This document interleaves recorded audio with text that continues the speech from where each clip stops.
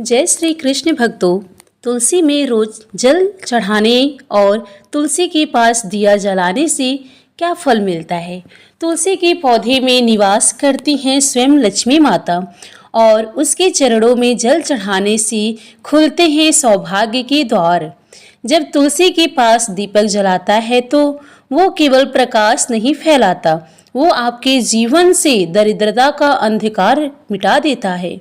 आज हम सुनेंगे तुलसी माता से जुड़ी एक अद्भुत कथा जो आपके जीवन को बदल सकती है और जो हर भक्त को जानना चाहिए।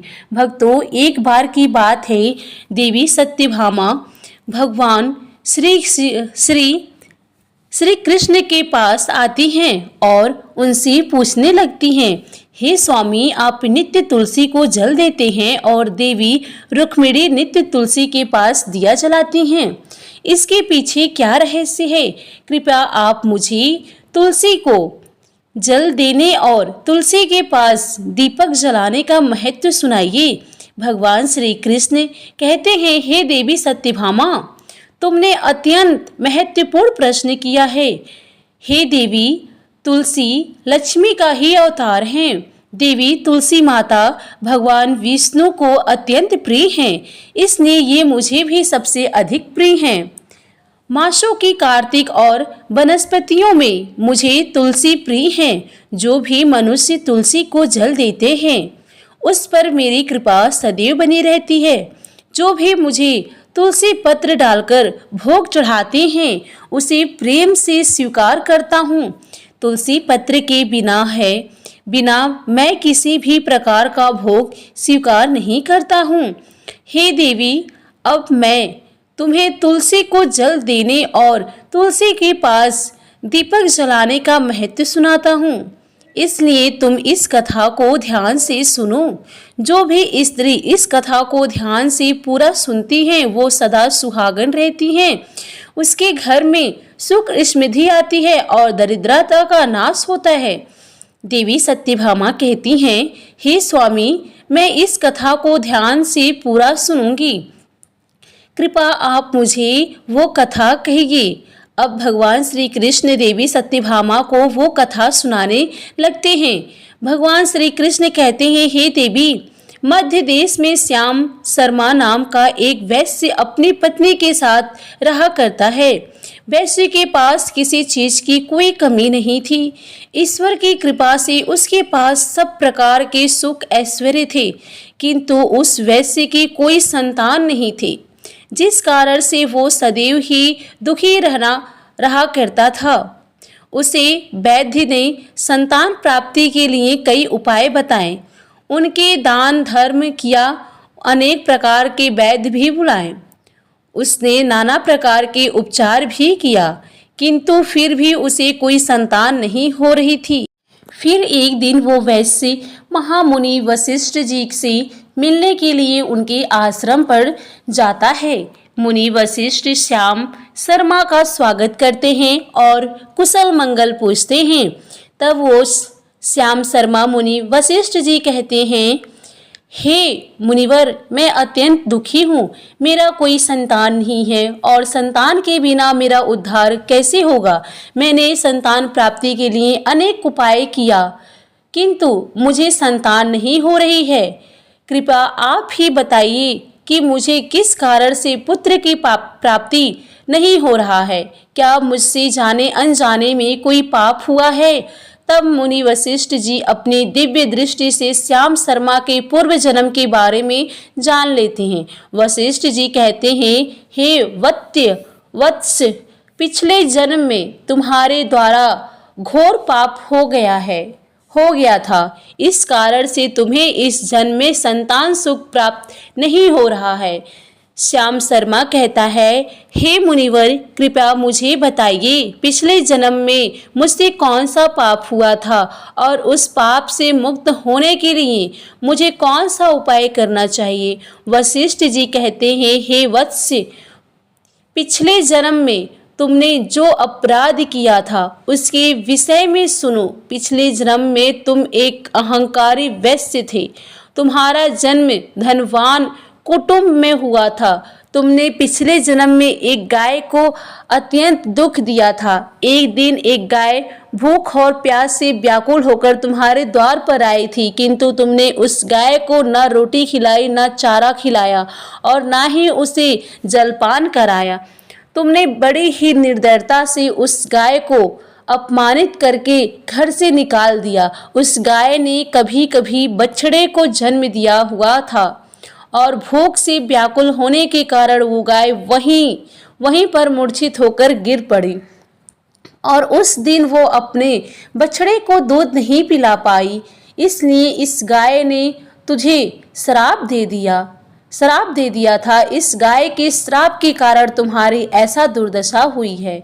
उस गाय के श्राप के कारण तुम्हें इस जन्म में संतान नहीं हो रही है। वशिष्ठ जी की बात सुनकर उसे श्याम शर्मा को बड़ा दुख हुआ और वह स्वयं को कोसते हुए कहने लगा, हाय, ये मैंने क्या किया। यह बेचारी दुखी गौ माता की सेवा नहीं की। मैंने तो बहुत बड़ा अपराध किया और उसी का दंड मुझे भोगना पड़ रहा है। श्याम शर्मा वशिष्ठ जी से कहता है, हे मुनिवर, मुझे बहुत बड़ा अपराध हुआ है मुझसे। अब मैं इस पाप का पश्चाताप कैसे करूं? कृपा आप ही मुझे मार्गदर्शन कीजिए, मेरा मार्गदर्शन कीजिए। मैंने जो पाप किया है उससे मुक्ति का कोई उपाय अवश्य होगा। मैं अपना सब कुछ देकर उसे पाप का प्रायश्चित करूंगा। कृपा आप ही कोई उपाय बताइए। मुझे संतान प्राप्ति कैसे हो सकती है? क्योंकि शास्त्र कहते हैं पुत्र के बिना मनुष्य का उद्धार नहीं हो सकता। तब मुनि वशिष्ठ कहते हैं, हे वत्स्य, इस पाप का एक ही उपाय है। तुम पुत्र प्राप्ति के लिए पुत्रेष्ट यज्ञ करो। इसी यज्ञ के फल स्वरूप तुम्हें संतान की प्राप्ति होगी। इस यज्ञ को संपूर्ण करके तुम ब्राह्मण को भोजन कराओ, वस्त्र और गाय का दान करो, तभी तुम्हें इस पाप से मुक्ति मिलेगी। तब श्याम शर्मा वशिष्ठ जी को धन्यवाद देते हुए कहता है, हे मुनिवर, आपका कोटि कोटि धन्यवाद। मैं आपके कहे अनुसार अवश्य ही पुत्रेष्ट यज्ञ कराऊंगा और ब्राह्मणों को गायों का दान कराऊंगा। इतना कहकर वो श्याम शर्मा शीघ्रता से अपने घर पर लौट जाते हैं और अपनी पत्नी को सारी हकीकत सुनाता है। फिर वे दोनों ही पुत्रेष्ट यज्ञ की तैयारी करते हैं। अनेक ऋषि मुनियों को निमंत्रण देकर वो श्याम शर्मा पुत्रेष्ट यज्ञ संपन्न कराता है और उन ऋषि मुनि तथा ब्राह्मणों को गाय का दान कराता है। यज्ञ के संपन्न होने के पश्चात यज्ञ की आग से अग्निदेव प्रकट होते हैं और उस श्याम शर्मा से कहते हैं, हे श्याम शर्मा, आज तुम्हारा यज्ञ सफल हुआ और तुमने पुत्र प्राप्ति के लिए यह यज्ञ किया था, इसलिए तुम्हें मेरी कृपा से एक पुत्र की प्राप्ति होगी।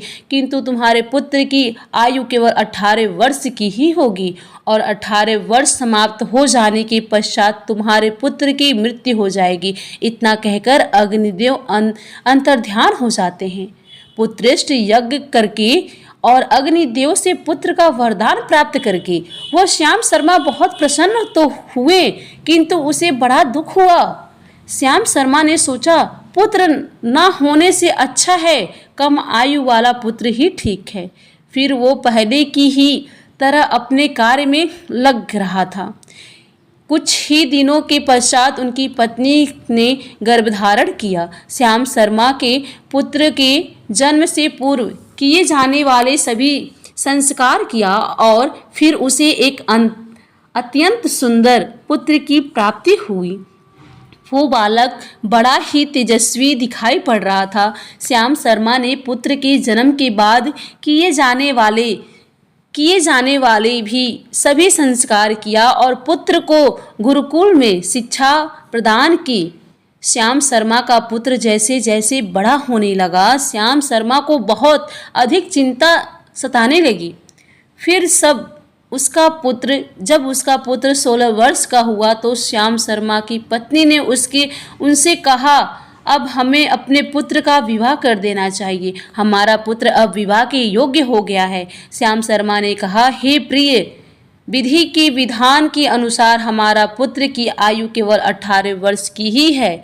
18 वर्ष के पश्चात हमारे पुत्र की मृत्यु हो जाएगी, इसलिए हमें इसका विवाह करके किसी कन्या के जीवन को बर्बाद नहीं करना चाहिए। वो तो 2 वर्षों बाद विधवा हो जाएगी, फिर उसे जीवन में अनेक कष्ट सहन करने पड़ेंगे। लेकिन श्याम शर्मा की पत्नी नहीं मानी, वो अपने पुत्र का विवाह होता देखना चाहती थी। श्याम शर्मा की पत्नी कहती है, हे नाथ, कुछ भी हो, मैं अपने पुत्र को अविवाहित मरते हुए नहीं देख सकती। हमारे पास किस चीज़ की कमी है? हमारी पुत्र वधू इस संपत्ति को प्राप्त करके सुखी जीवन जी सकती है, इसलिए अब आप संकोच ना करें और हमारे पुत्र के लिए सुंदर कन्या की खोज करें। अपनी पत्नी के मन के आगे श्याम शर्मा की एक ना चली और फिर वो पुत्र के विवाह के लिए मान गया। फिर उसने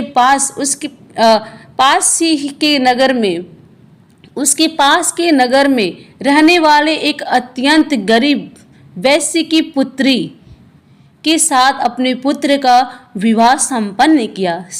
श्याम शर्मा की बहू का नाम सुभद्रा था। वो अत्यंत गुणवान, चरित्रवान और पतिव्रता नारी थी। वो अपने पति के मृत्यु की बात को नहीं जानती थी। सुभद्रा नित्य अपने सास, ससुर और अपने पति की सेवा करने लगी। वो सभी के साथ बड़े प्रेम से रहती और कभी किसी की आज्ञा का उल्लंघन नहीं करती। उसने अपनी मधुर वाणी और कार्यकुशलता से सभी के मन को जीत लिया। इस प्रकार से 2 साल बीत गए और फिर वो समय निकट आ गया जब श्याम शर्मा के पुत्र की मृत्यु होने वाली थी। श्याम शर्मा को बड़ा भय लगने लगा। फिर एक दिन उसने अपनी बहू को बुलाया और उसे क्षमा मांगते हुए कहने लगा, हे बहू, तुम मुझे क्षमा कर देना, मैंने तुम्हारे साथ बड़ा अन्याय किया है। सुभद्रा ने कहा, हे ससुर जी, आप ऐसा क्यों कह रहे हैं? आप मुझसे क्षमा मांगकर लज्जित ना कीजिए मुझे। मैं आपसे छोटी हूँ, आपकी पुत्री के समान हूँ। कृपा आप संकोच ना करते हुए आपके मन में जो भी बात है वो कहिए, मैं आपकी आज्ञा का पालन अवश्य करूँगी। फिर श्याम शर्मा कहने लगा, हे पुत्री, तुम कल्याणी हो, तुम एक महान पतिव्रता हो, किंतु मेरे पुत्र के साथ तुम्हारा विवाह होने से पूर्व मैंने तुमसे एक बात छुपाई है। हमें पुत्र की प्राप्ति पुत्रेष्ट यज्ञ करने के बाद हुई थी और अग्निदेव ने हमें एक कहते हुए पुत्र प्राप्ति का आशीर्वाद दिया था कि हमारे पुत्र की आयु केवल 18 वर्ष की ही होगी। 18 वर्ष के बाद हमारे पुत्र की मृत्यु हो जाएगी। अपने ससुर की बात सुनकर सुभद्रा ने कहा, हे ससुर जी, अब इतनी सी बात आप चिंता ना कीजिए। मैं आपको वचन देती हूँ कि आपकी पुत्र वधू में कभी विधवा नहीं होगी। आपके पुत्र के प्राणों की रक्षा में करूँगी।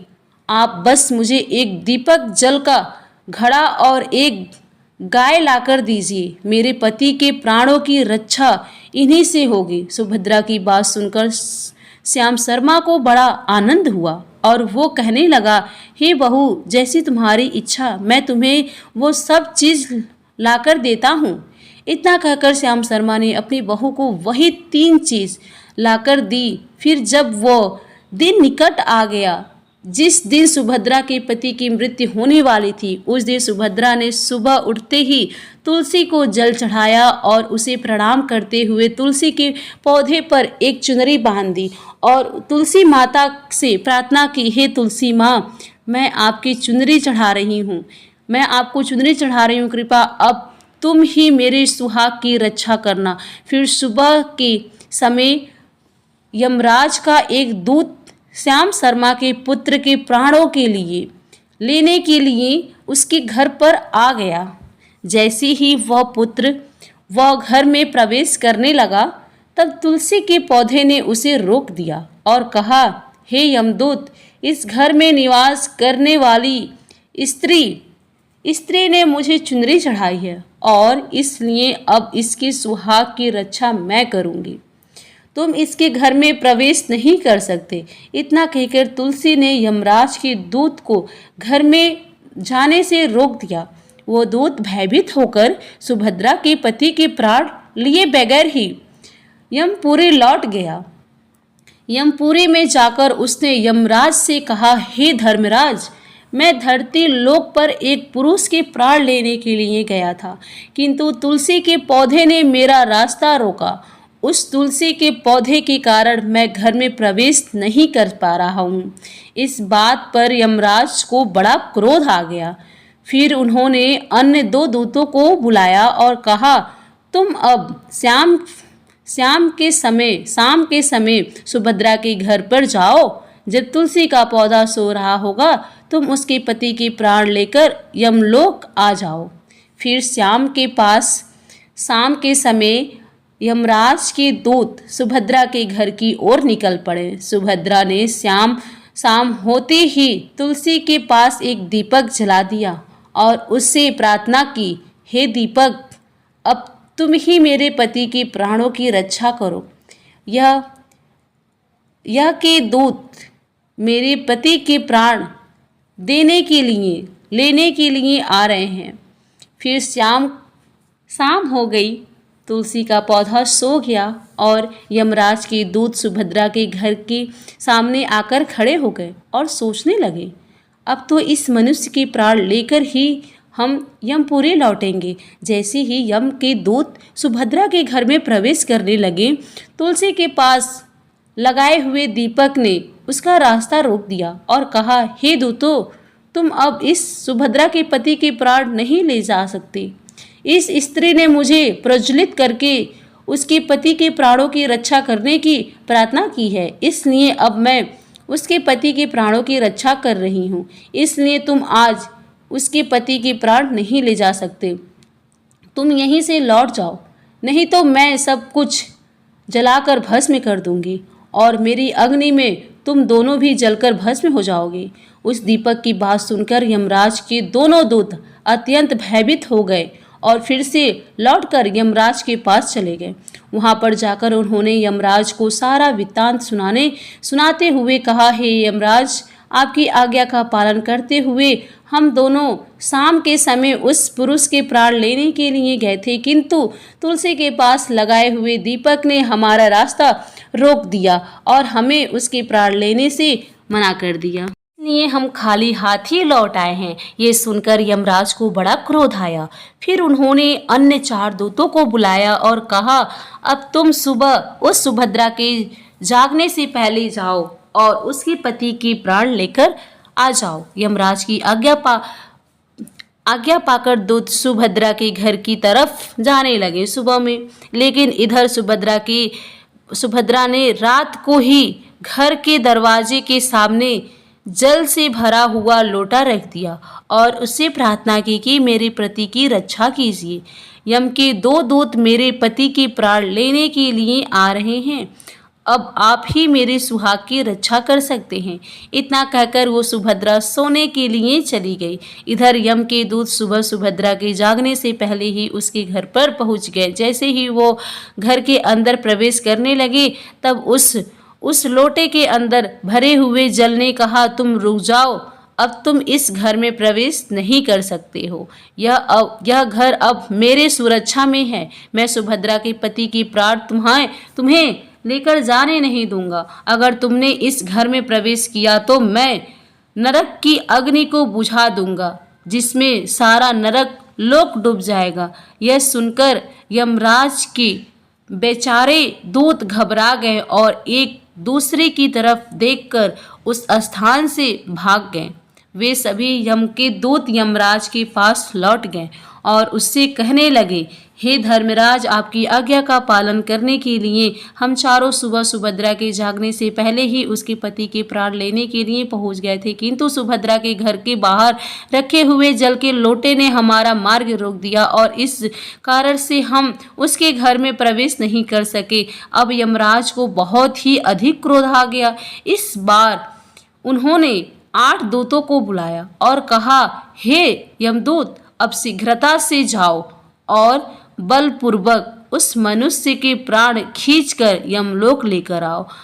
फिर वो 8 यमदूत यमराज की आज्ञा का पालन करते हुए पृथ्वी लोक पर उस सुभद्रा के घर के पास जाते हैं तो देखते हैं कि उस सुभद्रा के घर के सामने एक गाय खड़ी है। सुभद्रा ने यमदूतों के आने से पहले ही अपने घर के सामने गाय को बांध दिया था और गौ माता से विनती की थी, हे गौ माता, आज यमदूत मेरे पति के प्राण लेने के लिए आ रहे हैं। अब आप ही मेरी सुहाग की रक्षा कर सकती हैं। हे गौ माता, मैं आपकी शरण में आई हूँ, कृपा मुझे विधवा होने से बचा लीजिए। उस गाय ने कहा, हे पुत्री, तुम चिंता मत करो, तुम्हारे पति के चरणों की रक्षा, प्राणों की रक्षा मैं स्वयं करूंगी। मेरे होते हुए तुम यम के दूत तुम्हारे घर में प्रवेश नहीं कर पाएंगे, इसलिए तुम चिंता से मुक्त होकर घरों में अपने पति की सेवा करो। फिर जैसे ही यमदूत घर के अंदर प्रवेश करने के लिए आगे बढ़ते हैं, तब वो गाय उन्हें रोक देती है और कहती है, इस घर में तुम लोग प्रवेश नहीं कर सकते हो, इस घर में रक्षा मैं कर सकती हूँ, मैं कर रही हूँ। मेरे रहते कोई भी इस घर में अंदर प्रवेश नहीं कर सकता। यदि तुमने घर के अंदर प्रवेश करने का प्रयत्न किया तो मैं तुम सभी को श्राप दूंगी। अगर तुम्हें इस घर में अंदर प्रवेश करना है तो तुम्हें पहले मेरे प्राण लेने पड़ेंगे और तुम सभी को गौ हत्या का पाप लगेगा, जिसका कोई प्रायश्चित नहीं है। वहां एक उपस्थित सभी यमदूत गाय के द्वार श्राप देने की बात सुनकर भयभीत हो गए। वे जानते थे कि गाय के द्वार की गए श्राप से कोई मुक्त नहीं कर सकता और गौ हत्या तो संसार का सबसे जघन्य अपराध और महापाप है, जिसका कोई प्रायश्चित भी नहीं है। इसलिए वे सभी वहां से लौटकर यमराज के पास चले गए। यमपुरी जाकर उस यमदूतों ने यमराज को सारा वृत्तांत सुनाते हुए कहा, हे धर्मराज, उस सुभद्रा के पति के प्राणों की रक्षा एक गाय कर रही है। उस गाय ने हमें श्राप देने की बात कही, इसलिए हम सभी भयभीत होकर वापस लौट आए हैं। हम में गाय का सामना करने की शक्ति नहीं है। उन यमदूतों की बात सुनकर यमराज आग बुलबुला हो गया और स्वयं भैंस पर सवार होकर पृथ्वी लोक की ओर निकल पड़े। यमराज अपने भैंस पर सवार होकर उस सुभद्रा के घर के पास चले आते हैं। यमराज को अपने घर के सामने खड़ा हुआ देखकर सुभद्रा भयभीत हो जाती है और जल्दी से आकर यमराज के शरण स्पर्श करके उन्हें नमस्कार करती है और उनकी स्तुति करने लगती है। हे यमराज, आप तो तीनों लोगों की प्राणियों पर कृपा करने वाले महान देवता हैं। इस संसार के समस्त प्राणियों के पाप और पुण्य का लेखा जोखा आप अपने पास रखते हैं।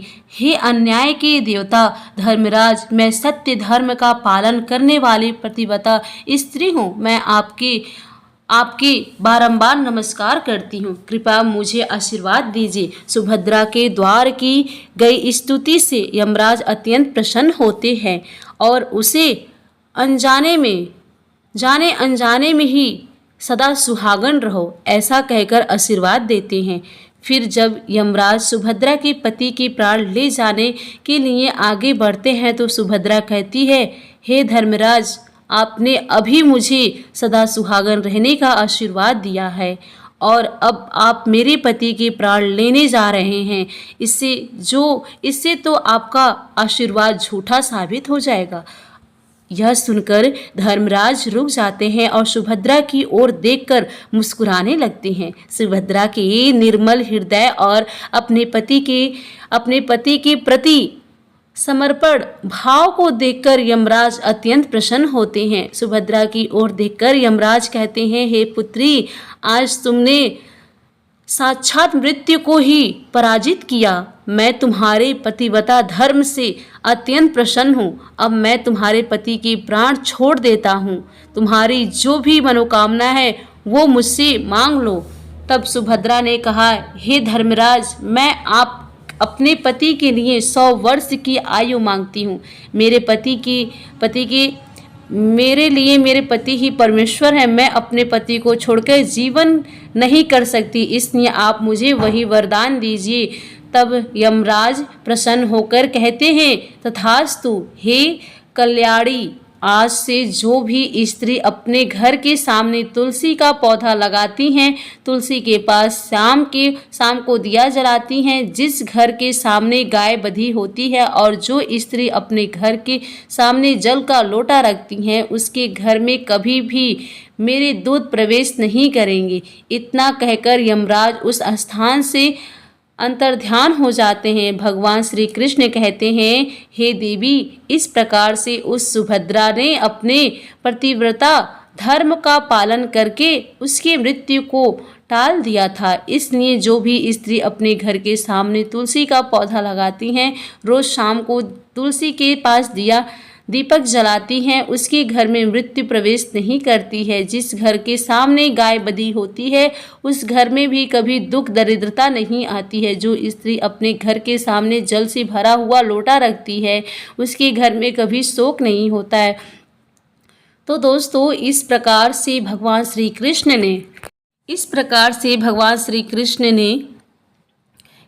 ने देवी सत्यभामा को तुलसी के पास दिया जलाने का महत्व सुनाया।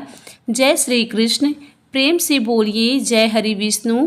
जैसे ही और भी रोचक और आध्यात्मिक वीडियो के लिए चैनल को सब्सक्राइब कर लें। दोस्तों, आपको ये कथा कैसी लगी कृपया कमेंट करके ज़रूर बताइए। वीडियो पसंद आया हो तो लाइक करें और अपने दोस्तों के साथ शेयर करें। कमेंट बॉक्स में जय श्री कृष्ण लिखना ना भूलें। फिर मिलते हैं एक और दिलचस्प वीडियो के साथ। धन्यवाद। जय श्री कृष्ण।